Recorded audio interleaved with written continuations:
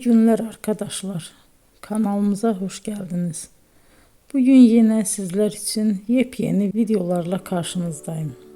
İki başarılı oyuncularımız Elçin Sangu ve Barış Ardus'tan güzel paylaşımlarını sizler için hazırladık.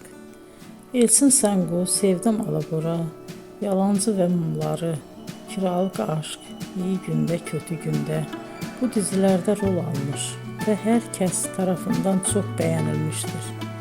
Biz de Elçin Sangu ve Barış Ardus'tan en güzel sempatik fotolarını sizler için hazırladık. Bu karelerin devamını istiyorsanızsa emeğe saygı olarak kanalımıza abone olup yorum yazmayı unutmayın arkadaşlar. Teşekkür ederim.